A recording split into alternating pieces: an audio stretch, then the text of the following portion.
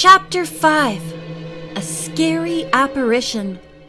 Nancy shrieked when she saw the ugly scorpion, but managed to control her nerves enough to use one of her unpacked riding boots to kill the creature before it could find a new hiding place.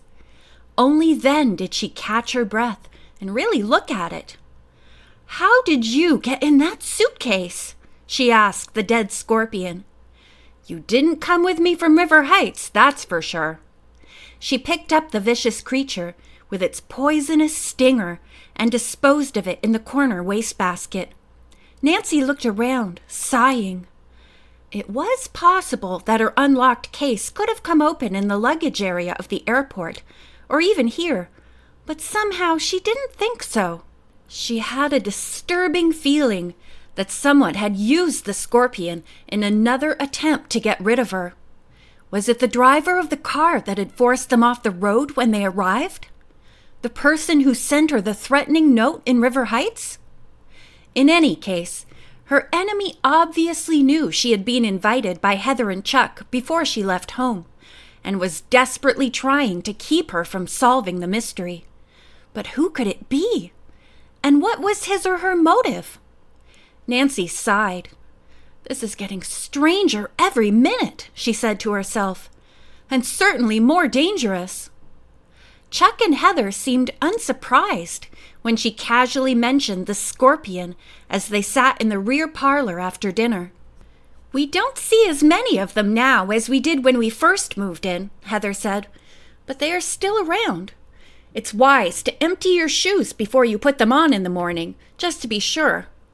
"Ugh," Bess said with a shudder. "How could you do anything but scream, Nancy? I'd be scared to death if I found one." "Then it's a good thing that we're sharing a room," George told Bess. "While you are screaming, the scorpion would just find a new place to hide."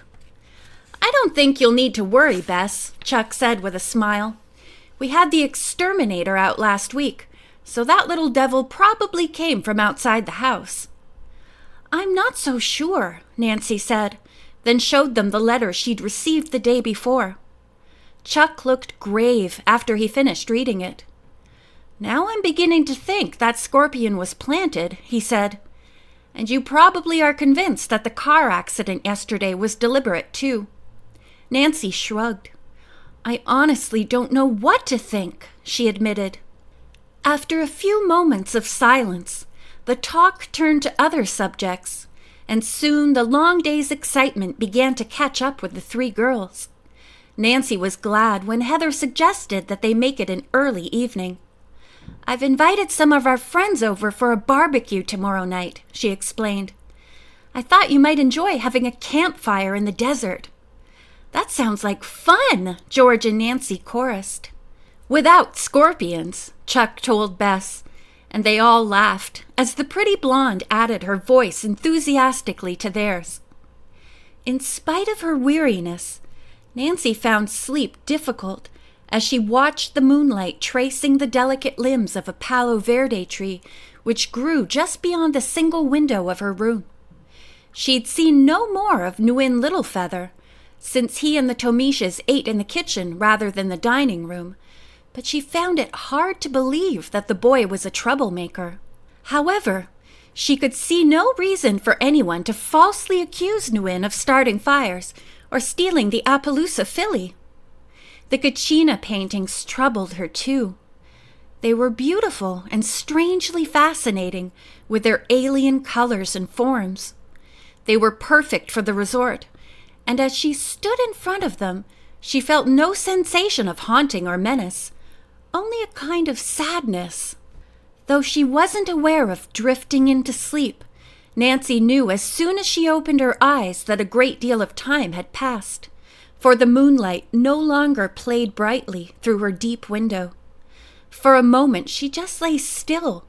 Then the sound came again, and she sat up. Someone was out in the hall.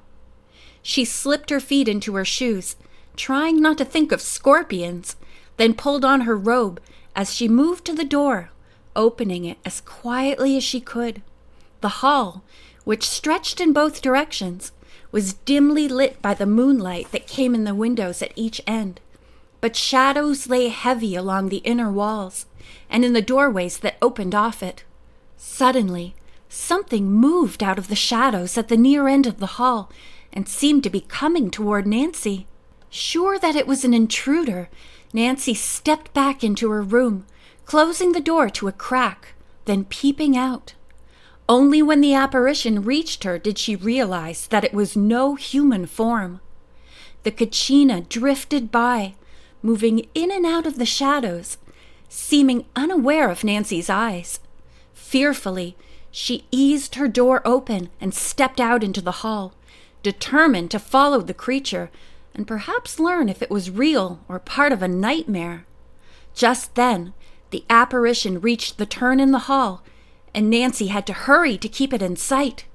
Her feet made soft sounds on the bare floor, but she wasn't really conscious of anything except following the Kachina. Then, suddenly, someone was coming down the stairs and a switch clicked, flooding the hall with light. The Kachina whirled for a moment, then disappeared into the wall. "Miss Drew?" Maria Tomish came up to her. "I thought I heard someone down here. I hope I didn't frighten you."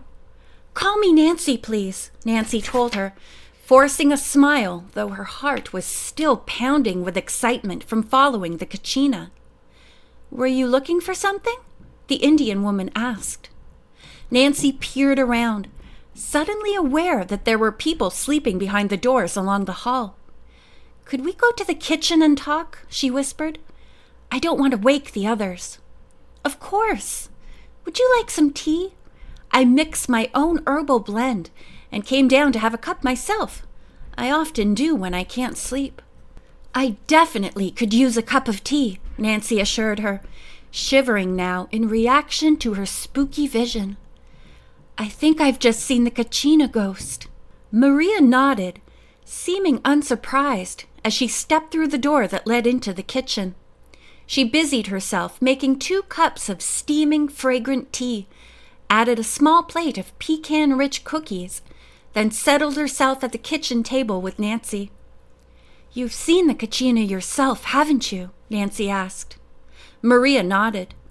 "Its spirit has lived here for years, but it mostly appears when the moon is full, as it was last night and is tonight." "You're not afraid of it?" Maria shook her head. "The Kachinas are sacred to my people, so why should I be afraid? Besides, it has done no harm here. Mr. McGuire fell because he caught his foot in one of the small rugs, that's all." "Do you know why the Kachinas haunt this house?" Nancy asked, suddenly sure that this quiet woman could offer her some valuable clues to the mystery she'd come to unravel. Maria sipped her tea for a moment, then sighed. "I think it has to do with the man who built this house and the way he died," she replied. "Do you know the story?" "I know all the stories that were told," Maria answered evasively. "But you don't believe them?" Maria shrugged.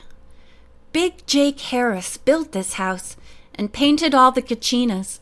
He was a friend of the Indians, and he honored our ways. There was no reason for his death to be blamed on the old tribal chiefs. They wouldn't have scared him to death." "What do you mean?" Nancy asked, intrigued by the woman's words. "Who said that's what happened?" Maria looked at her suspiciously, then seemed to decide that Nancy was honestly interested. "The story is that Big Jake took something valuable from the Hopi, a treasure of some sort, and hid it in his house. When they came to reclaim it, he refused to give it up, so they threatened to burn him out, or maybe they attacked the house or something. Anyway, he was a frail old man, and the fear was too much for him. He was found dead in the hall, near that strange middle Kachina."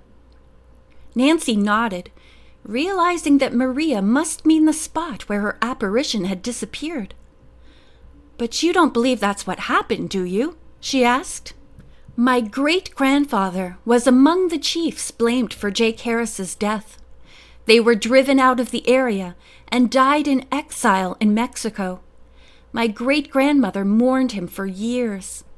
She always swore that he and Jake Harris were old friends, that Jake would never have taken their treasure, so there was no reason for them to have frightened him to death. Do you think that's why the Kachina spirit still haunts this house? Maria nodded. My great-grandfather and several of the other chiefs died shamed and alone for something they didn't do. Why do other people say the spirit appears? Nancy asked, wanting to get the whole story.